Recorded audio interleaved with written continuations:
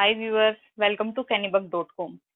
पिछली वीडियो में हमने एक्सरसाइज 3.6 का फर्स्ट क्वेश्चन किया था जिसके 8 पार्ट थे। आज हम करेंगे इसका सेकंड क्वेश्चन। ठीक है, इसके भी 3 पार्ट हैं। ये स्टेटमेंट बेस्ड क्वेश्चन है, इसमें हमें लीनियर इक्वेशन फॉर्म करनी पड़ेगी। अगर आपको 10th क्लास के प्रीवियस ईयर क्वेश्चन पेपर देखने हैं, रिड्यूस सिलेबस देखना है या फिर आपको असाइनमेंट करनी है तो आप हमारी वेबसाइट kennybuck.com पे विजिट करके कर सकते हो। आइए करते हैं अपना first question solve. Ritu can rowed downstream 20 kilometre in 2 hours. Downstream 20 kilometre 2 hour में कवर कर सकती है and upstream 4 kilometre in 2 hours और अप स्ट्रीम 4 किलोमीटर 2 आवर्स में। डाउन स्ट्रीम क्या होता है? देखो, डाउन स्ट्रीम होता है जैसे ये हमारी रिवर है, ठीक है, पानी बह रहा है, ईस्ट की तरफ बह रहा है, ठीक है, और हमारी बोट भी ईस्ट की तरफ जा रही है, तो इसको बोलते हैं हम डाउन स्ट्रीम। यानी जहाँ जैसे पानी का फ्लो है ना, पानी के फ्लो की डायरेक्शन में ही बोटिंग करना उसको डाउन स्ट्रीम बोलते हैं। और पानी जा रहा है अगर हमारा ईस्ट में और हम बोटिंग कर रहे हैं यहाँ पे, यानी इस वेस्ट डायरेक्शन की ओर, यानी उल्टी दिशा में बोटिंग कर रहे हैं, तो उसको बोलते हैं हम अप स्ट्रीम।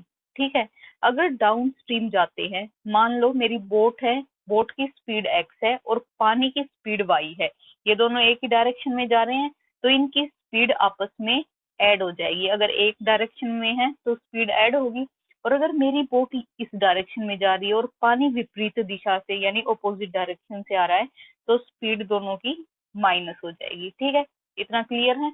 अब देखो, find her speed of rowing in still water, पानी में, एंड स्पीड ऑफ करंट। मुझे क्या निकालना है? स्पीड इन स्टिल वाटर और स्पीड ऑफ करंट, करंट की स्पीड और जो स्टिल वाटर में रोइंग की स्पीड है वो निकालनी है। जो भी निकालना होता है उसको हम एक्स मान लेते हैं। मैंने मान लिया let speed of boat in still water, still water में स्पीड मैंने मान ली x किलोमीटर पर आवर। ठीक है, तो दूसरा क्या था? Speed of stream. Speed of stream मेरी ऑटोमेटिकली हो गई y किलोमीटर पर आवर। ठीक है, ये एक रिवर है, ठीक है, ये मेरी बोट यहाँ पे है, ये बोट है, ये इस डायरेक्शन, ये बोट है इस डायरेक्शन में जा रही है, और स्ट्रीम पानी का बहाव है, उसकी स्पीड y है और बोट की स्पीड मैंने x मान रखी है। ठीक है, अब आगे सोल्व करते हैं। तो चलो देखो, अकॉर्डिंग टू क्वेश्चन क्या बोल रखा है? Downstream 20 kilometre in 2 our.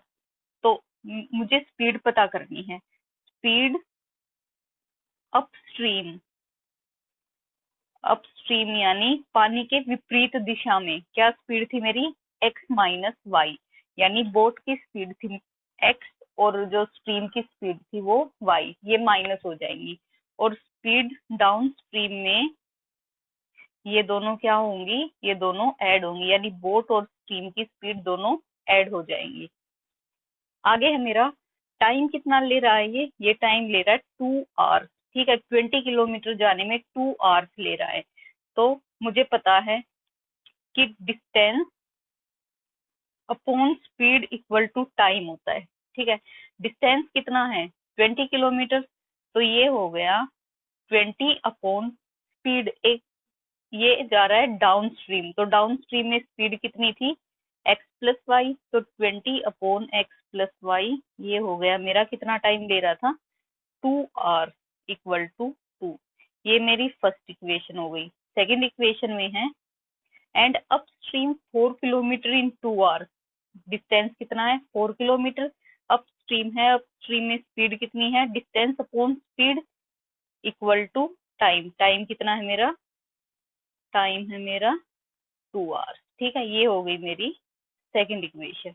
अब देखो 20 इक्वल टू, ये डिवाइड में इस साइड आ जाएंगे, यानी 2 इंटू एक्स प्लस वाई हो गया, ये हो गया 2 मल्टीप्लाई में इस साइड आएगा तो डिवाइड में, यानी 20/2 equal to x plus y, ये कट गया, यानी कि 10 equal to x plus y. X plus y की वैल्यू 10 आ गई। सेम मुझे ये सोल्व करना है, इस साइड ले आऊँ इसको, 4 equal to 2 into x minus y, 2 इस साइड आ जाएगा, यानी 4/2 equal to x minus Y.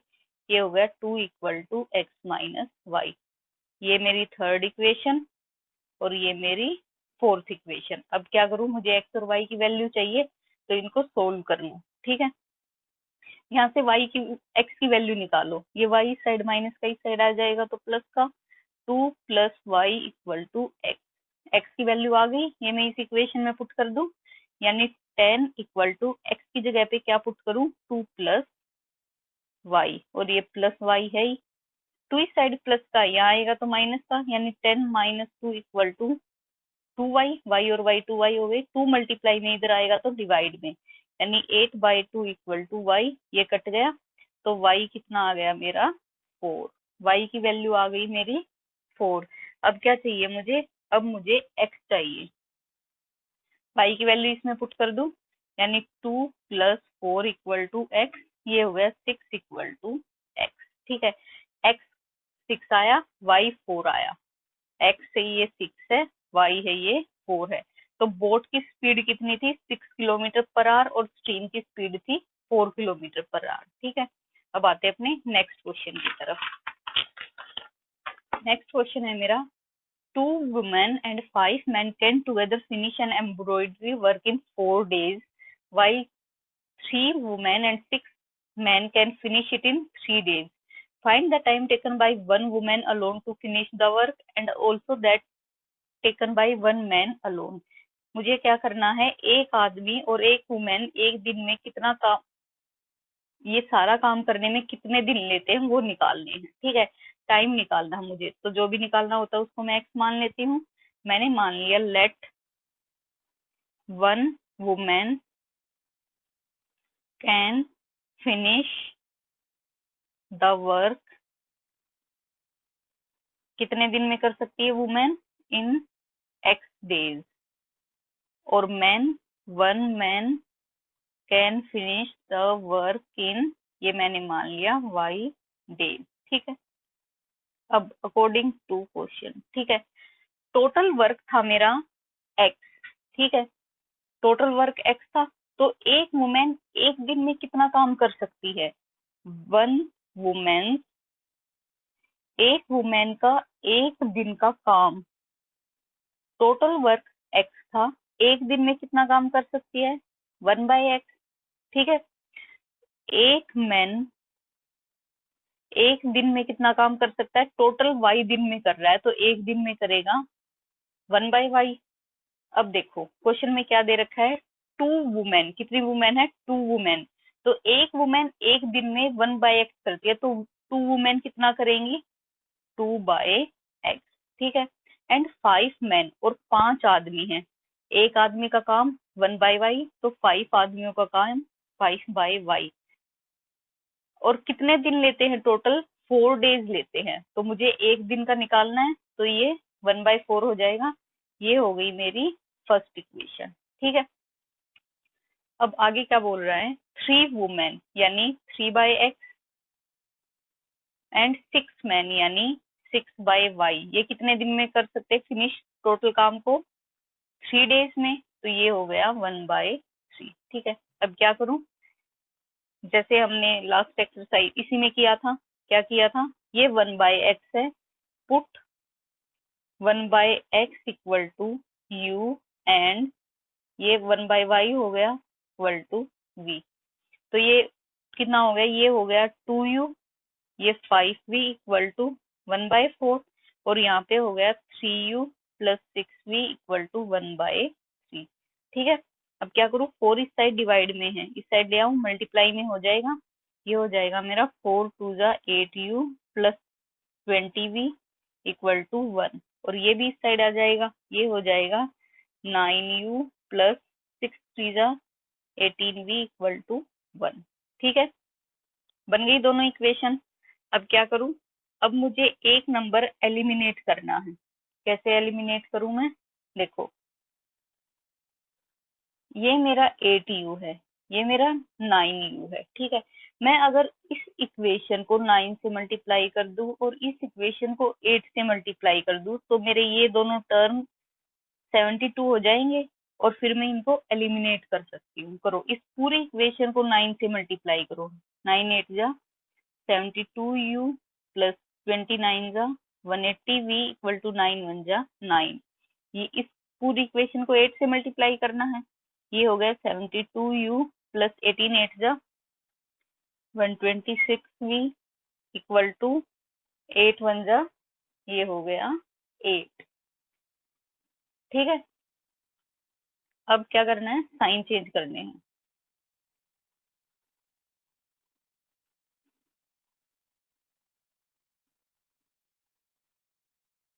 One 144 आएगा यहाँ पे। ठीक है, अब साइन चेंज करनी है, माइनस का और ये भी माइनस का, ये तो कैंसिल हो गया।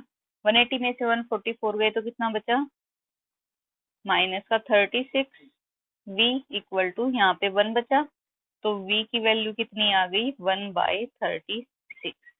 ठीक है, ये v की वैल्यू आ गई। अब मुझे क्या निकालना है, x की वैल्यू निकालनी है।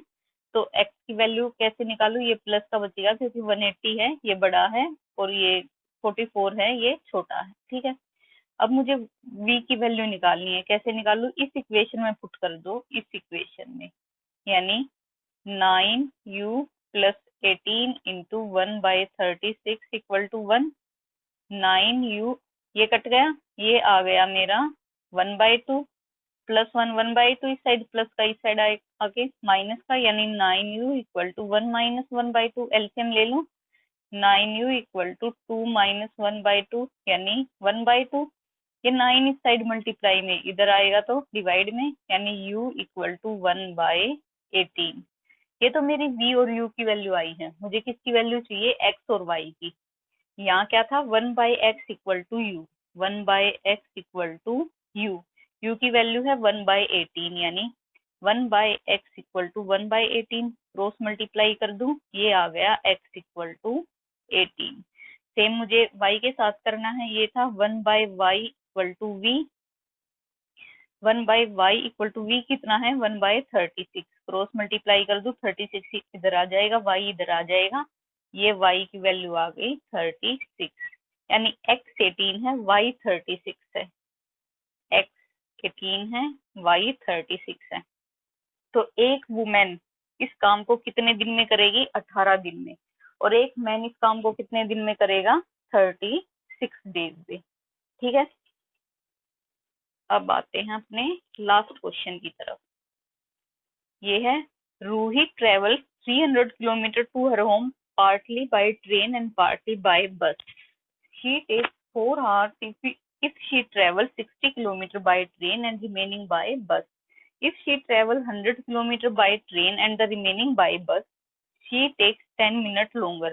Find the speed of train and bus separately. जो भी निकालना हो तो उसको x मानते हैं। स्पीड ऑफ ट्रेन और बस निकालनी है मुझे, तो मैंने मान लिया let speed of train be x kilometre per hour और स्पीड ऑफ बस बी, ये x है तो ये y किलोमीटर पर आवर। ठीक है, आप देखो अकॉर्डिंग टू क्वेश्चन मुझे पता है distance upon speed equal to time होता है। ये फॉर्मूला होता है। डिस्टेंस कितना है इसमें, 300 किलोमीटर, और वो किससे कर रही है, आधा 60 किलोमीटर वो ट्रेन से। ठीक है, और जो टोटल 300 था, 300 में से 60 गया तो 240 किलोमीटर है वो बस से कर रही है। रिमेनिंग बाय बस है ना, तो 240 बस से, यानी टोटल डिस्टेंस जो उसने ट्रेन से ट्रेवल किया 60 किलोमीटर था। तो डिस्टेंस अपॉन स्पीड कितनी थी ट्रेन की, x equal two plus total 300 kilometre distance था, 60 ट्रेवल कर लिया, बाकी कितना बचा 240। ये उसने बस से ट्रेवल किया है, तो डिस्टेंस अपॉन बस की स्पीड y इक्वल टू किसके, टाइम की, कितना टाइम ले रही है, 4 आवर। ये मेरी आ गई फर्स्ट इक्वेशन। ठीक है, क्या करूं, अब देखो, if she travel 100 kilometre by train, train से कितना ट्रेवल कर रही है, 100 किलोमीटर, यानी 100 बाय ट्रेन की स्पीड कितनी थी, ये डिस्टेंस हो गया, distance upon speed plus total 300 था, 100 ट्रेवल कर लिया, कितना बचा 200, ये उसने बस से किया है और वो कितना टाइम ले रही है, शी टेक्स 10 मिनट लोंगर, यानी 4 घंटे और 10 मिनट। 4 घंटे तो हो गए, 10 मिनट ये हो गई, लेकिन ये मिनट है, ये घंटे है, तो इसको भी घंटे में कन्वर्ट करना है, क्या करूं 60 से डिवाइड कर दो, ठीक है, ये कट गया, 6 4 ये एलसीएम लेके ये आ जाएगा 25/6, ये मेरी सेकेंड इक्वेशन, ठीक है। अब देखो ये भी 1/x 1/x 1/y 1/y, तो put 1/x equal to u and 1/y equal to v, तो ये हो गया मेरा 60u plus 240v equal to 4, और ये हो गया मेरा 100u plus 200v equal to 25/6। 6 इस साइड डिवाइड में है, यहाँ लेके आऊंगी तो दोनों से मल्टीप्लाई हो जाएगा, यानी क्या हो जाएगा, ये हो जाएगा 600u plus 1200v equal to 25। इस पूरी इक्वेशन से इन दोनों से 6 मल्टीप्लाई हो गया, ये मेरी थर्ड इक्वेशन थी, ये फोर्थ इक्वेशन है, ठीक है। अब देखो ये 60u, ये 600u, मुझे u एलिमिनेट करना है इस इक्वेशन में से, क्या करूं, जो ये थर्ड इक्वेशन इसको 10 से मल्टीप्लाई कर दो, मल्टीप्लाईवेशन थर्ड बाय 10, ठीक है, 10 से मल्टीप्लाई कर दी पूरी इक्वेशन, ये हो गया 600u, ये हो गया 2400u, सॉरी ये तो v है, v इक्वल टू 40, ठीक है, ये था मेरे, ये फोर्थ इक्वेशन आ गई, ये मल्टीप्लाई करने के बाद आ गई।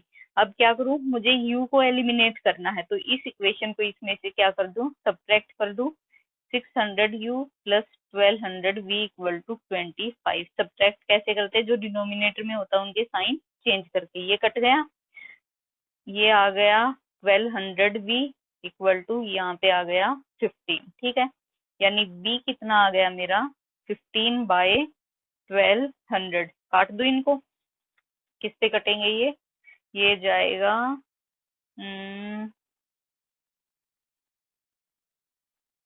यानी ये आ गया 1/80, v की वैल्यू आ गई 1/80। अब मुझे u की वैल्यू चाहिए, u अगर मैं इसमें पुट कर दूं v की वैल्यू, तो u की वैल्यू आ जाएगी, यानी 60u plus 240v equal to 4, 60u plus 240v की वैल्यू कितनी है मेरी 1/80, 1/80 इक्वल टू 4 है, ये हो गया 60u, ये कट गया, 3 आया equal to 4, 60u equal to 3 आ जाएगा, 4 में से 3 गया तो 1, यानी u इक्वल टू 1/60। u की वैल्यू 1/60 आई है और v की वैल्यू 1/80 आई है, लेकिन मुझे तो x और y की वैल्यू निकालनी थी। x को मैंने क्या पुट किया था, 1/x इक्वल टू u, ठीक है, 1/x इक्वल टू u, यानी 1/x इक्वल टू u की वैल्यू 1/60, क्रॉस मल्टीप्लाई कर दो, 60 यहाँ आएगा, x यहाँ आएगा, यानी x इक्वल टू 60। x की वैल्यू तो 60 आ गई, अब मुझे y की वैल्यू चाहिए, y क्या था 1/y equal to v, 1/y equal to v, यानी 1/y इक्वल टू v कितना है मेरा 1/80, 1/80 आ गया, क्रॉस मल्टीप्लाई 80 यहाँ पे, y यहाँ पे, यानी y इक्वल टू 80। ये आ गई मेरी x और y की वैल्यू, x 60 है, y 80 है, यानी कि x 60 y 80। जो स्पीड ऑफ ट्रेन थी वो 60 किलोमीटर थी, स्पीड ऑफ बस थी वो 80 किलोमीटर थी, ठीक है। यहाँ पे ये हमारी एक्सरसाइज 3.6 कंप्लीट होती है। अगर आपको कुछ भी डाउट है तो आप कमेंट सेक्शन में बता सकते हो। अगर वीडियो पसंद आई हो तो लाइक शेयर सब्सक्राइब करें and don't forget to press the bell icon. Thank you.